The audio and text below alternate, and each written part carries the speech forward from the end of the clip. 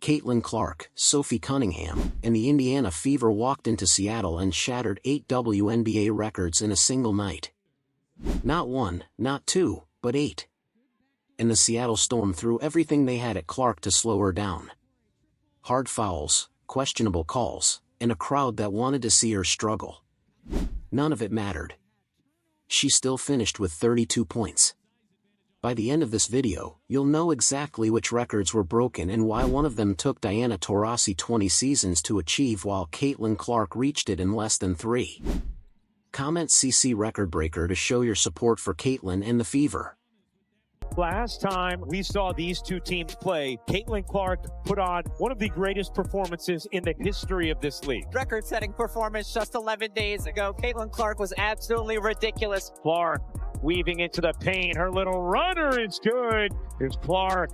Stepped into a 3. As it's still able to fight back, claw back, get it to single digits as Clark rings in another deep 3. Trying to get it into her. Clark going to drive it instead. The fade and the finish. Why did the Fever arrive at Climate Pledge Arena expecting a battle before tip-off? Outside the arena, a rally over Sophie Cunningham's comments about protecting women's sports had already split into 2 groups. One supported her, while the other protested against her. Tensions grew when security reportedly removed the pro-Cunningham signs but allowed the anti-Cunningham signs to remain. Fans noticed, cameras caught it, and by tip-off, the arena already felt charged with tension. Crowd gathered before the Indiana Fever game in Seattle last night in support of Sophie Cunningham's recent comments about transgender athletes. Once the game began, Seattle brought that same intensity onto the court. The Storm pressured Caitlin Clark full court, played with constant physicality, and tried to keep her out of rhythm. Flaujae Johnson and Jade Melbourne spent much of the night hand-checking and grabbing Clark.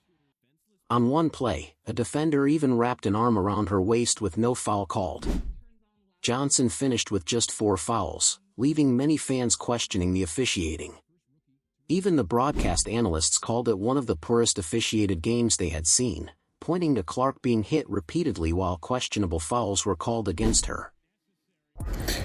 Every game, Caitlin Clark gets fouled the entire time. These reach-in fouls, all the way up the court during the full court press.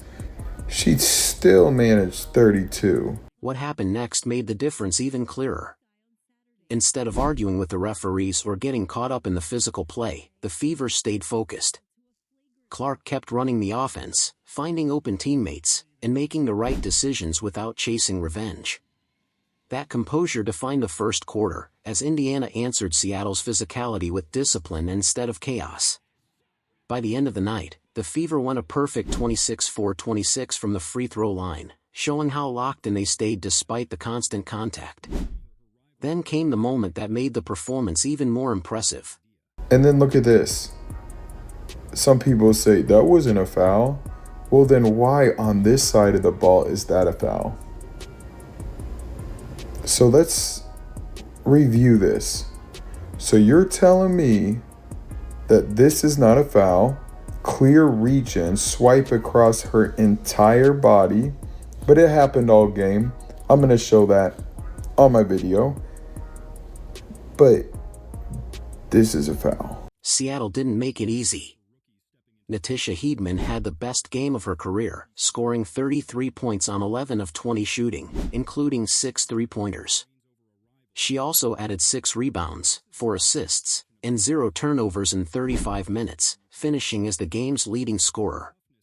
The Storm cut Indiana's lead to just 2 points in the third quarter, keeping the pressure on all night.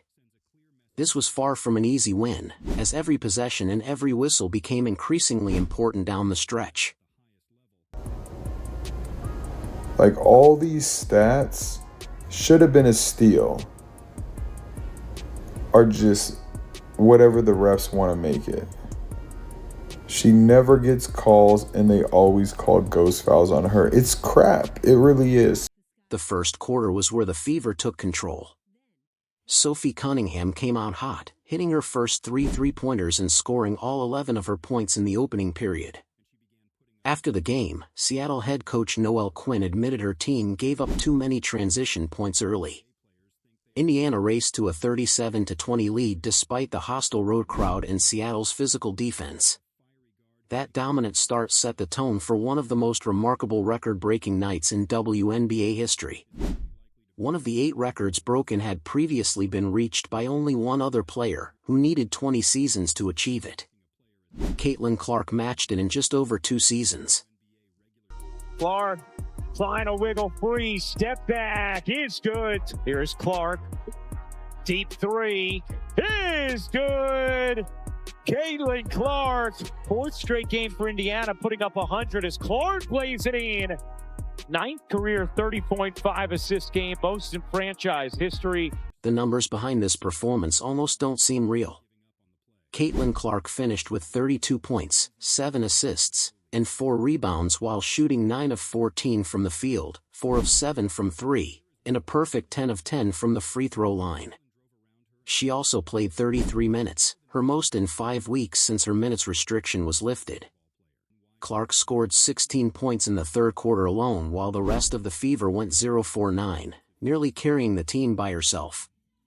The win also gave Indiana its 12th 100-point game of the season, setting a new WNBA single-season record. Even more impressively, the Fever became the first team in WNBA history to score at least 100 points in 4 straight games, highlighting their consistency, depth, and elite offense. 27 games down and 17 to go. Here's Clark off the screen and drills her first 3. It's what we're here for. It's an effort to start the game. Here is Clark, drives by Melvin and flips it home. Once she gets Melvin on her hip, forget about it. Now let's focus on Clark, because this is where the numbers become remarkable. Her 32 points, 7 assists, and 9 of 14 shooting gave her a true shooting percentage above 85%. Before Clark, only Diana Taurasi had recorded multiple games with those numbers and that level of efficiency. Taurasi achieved it over 20 seasons, while Clark matched the feat in just her 3rd season, doing it twice within a little over a week. She also recorded her 9th career game with at least 30 points and 5 assists, setting both the Indiana Fever franchise record and the WNBA all-time record for the most such games, all in only her 3rd season. Then came the 4th record, arguably the most impressive. Caitlin Clark became the fastest player in WNBA history to reach 500 points and 150 assists in a single season. What's even more remarkable is that she missed a significant part of last season because of injury. Despite losing valuable playing time, she still reached the milestone faster than anyone else. Diana Taurasi built similar records over 20 seasons, while Clark has already put herself in that conversation in just over 2 healthy seasons, reaching historic milestones in a fraction of the time. Clark a little stutter step, fades, fires, and rolls it home. Clark with 19. Yeah, the floor's getting ready to open up. On fire and has 14 of Indiana's last 16. Clark still wasn't finished making history. Another record was waiting, and this one belonged to both her and Kelsey Mitchell. Before we get to it, here's a question. If Clark broke 62 records during her rookie season, how many do you think she'll break this year? Let me know in the comments and don't forget to leave a like. Mitchell's night was just as impressive. She struggled through the first 3 quarters, shooting only 3 of 11 at one point, while Seattle, led by Natisha Heedman, cut a 17-point deficit to just 4 entering the 4th quarter. With the Fever needing someone to step up, Mitchell found her rhythm at the perfect time and answered the call. Clark has been brilliant. Mitchell electric in the 4th. Oh, and she just keeps piling them on! Mitchell completely took over in the 4th quarter, scoring 18 of her 28 points in the final period. She finished 9 of 18 from the field and 4 of 7 from 3, shutting the door on Seattle's comeback. After the game, Mitchell said her job is to stay resilient, confident, and always be ready for the next shot, and that's exactly what she showed.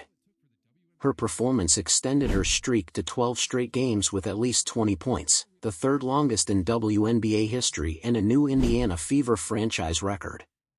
She's now just 3 games away from tying Aya Wilson's all-time record of 15 consecutive 20-point games. For her first scoring, second in the league at 23 points per game. Mitchell on the drive, draws the foul, right on cue, and one, Kelsey Mitchell. Timing is off on some of the cuts and actions by the Fever. Mitchell on the drive, gets inside and lays it home. Mitchell will make her move with 6. Melvin sticks with her. And Mitchell drills a 3, hit the buzzer. What a big shot. That streak made the next record even more impressive. Clark and Kelsey Mitchell now rank 3rd all-time for the most combined 25-point games by a backcourt duo in WNBA history. It shows defenses can no longer focus only on Clark because Mitchell is one of the league's best one-on-one scorers. Combined with Clark's elite playmaking, they force defenses into impossible decisions. After the game, Stephanie White said the partnership works because the Fever keep the ball moving instead of over-dribbling. When everyone stays in sync, the ball swings, attacks the paint, finds the extra pass, and creates high-quality shots, making Indiana's offense extremely difficult to defend.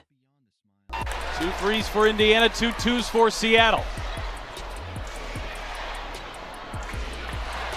Mitchell, fire away. Oh, yes! Clark has been brilliant. Mitchell electric in the 4th. Oh, and she just keeps piling them on! Clark and Mitchell bring completely different strengths. Clark spaces the floor, creates opportunities, and elevates her teammates, while Mitchell thrives in isolation and takes over in clutch moments. Together, they've become one of the WNBA's most productive backcourt duos. But while they dominated on the perimeter, a different story unfolded in the paint.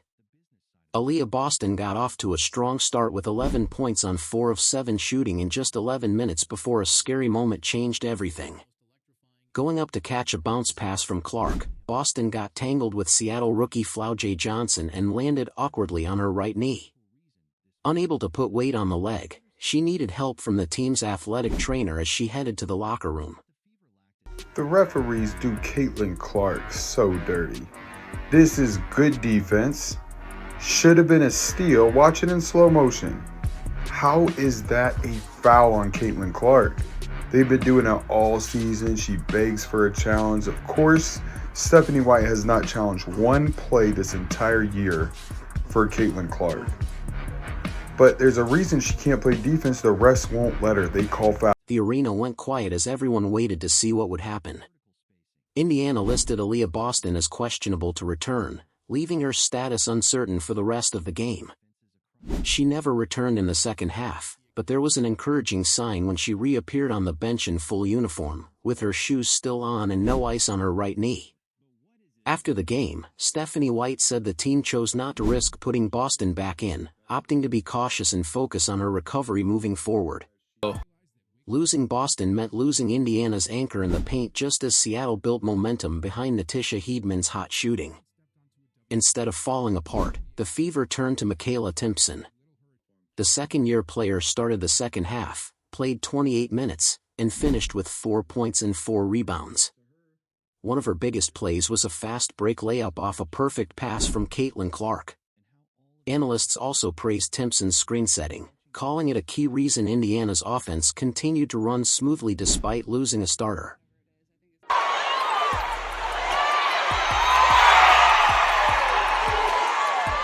While the spotlight was on Clark and Mitchell, Monique Billings quietly delivered one of her best games in a Fever uniform. She finished with 14 points and 11 rebounds, shooting 4 of 6 from the field and a perfect 6 of 6 from the free throw line in 29 minutes. After the game, Billings said she came out of the All-Star break feeling fresh, energized, and in attack mode.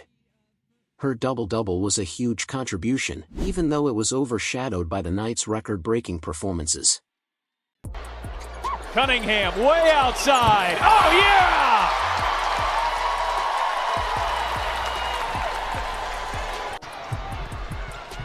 Harris, Cunningham, drills a 3. She's hit a pair. Uh-oh. Sophie Cunningham also made a huge impact, scoring all 11 of her points in the first quarter. She hit 3 of 4 from 3 while adding 5 rebounds and 2 assists. After the game, Seattle head coach Noel Quinn admitted those early transition threes gave Indiana a big momentum boost. Cunningham matched Seattle's physicality from the opening tip but stayed composed, playing tough without letting the intensity lead to unnecessary fouls or mistakes. Kelsey Mitchell summed up the Fever's mindset by crediting Stephanie White's "we over me" message and the team's next player up mentality. She praised Michaela Timpson, Monique Billings, and Sophie Cunningham for stepping up after Aaliyah Boston's injury. Despite losing their starting center, Indiana still scored 105 points and broke 8 records in a hostile road environment. The Fever answered every challenge with disciplined basketball, proving Clark is back in top form and that Indiana has the depth to compete at the highest level. With 17 games still remaining and their 100-point streak alive, the Fever's season is just getting started. Comment CC Record Breaker to show your support for Caitlin Clark and the Indiana Fever, and don't forget to like, subscribe, and turn on notifications for more WNBA coverage.